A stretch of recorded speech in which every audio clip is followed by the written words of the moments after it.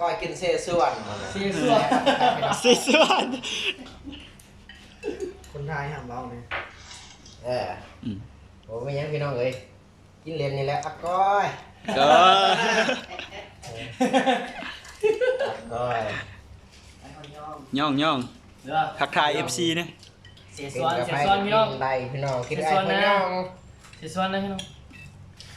ตีพี่น้อง ตีนยัง เวียนกินตีนไก่ กินตีน เวียดกินตีน เดี๋ยวมีแห้งนะพี่น้องมีแห้งมีแห้งจะมีแห้งพี่น้อง เดี๋ยวห้องบ้านมาค่ะ เนื้อไก่พนย่อง บ้านนี่ก็บอกอ๋อ ตีนไก่พี่น้องตีนไก่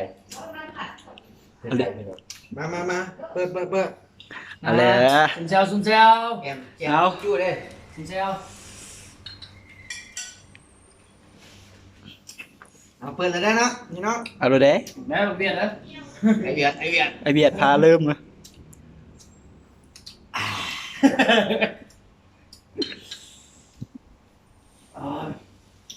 มึงน้ำก็ได้แบบว่า4 วัน พูดยืนหนึ่ง คนลงกินแล้ว ตัวคุณที่ถึงคุณ ยังไม่ยอมกินกัน ไอ้หัวย่องเฮ็ดชูไอ้หัวย่อง อ่อนทองว่าบ้าอ่อนทองว่า ว่ามีเพลงเนาะ ไ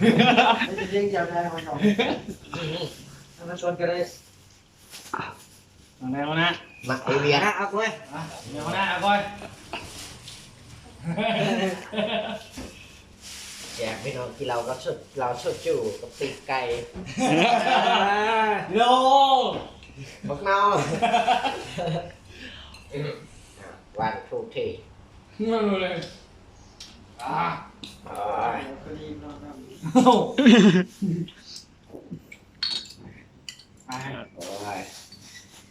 ไม่น้องกับมึงยังเฮ็ดน้องเลยอาก้อยเนี่ย นี่มันเดี๋ยวจะมาดู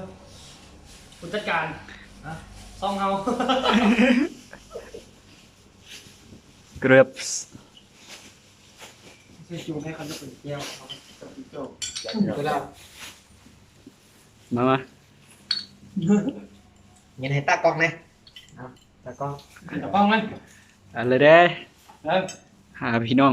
ยกปุ๊บ งับทีมคนในเบื้องจักบาท พี่อันนี้เราควรจะเข้ากล้องกัน นี่เรียกค้าของตากล้อง ไปก่อนพี่น้องอะก้อยปิดคลิปดู เรียกค้า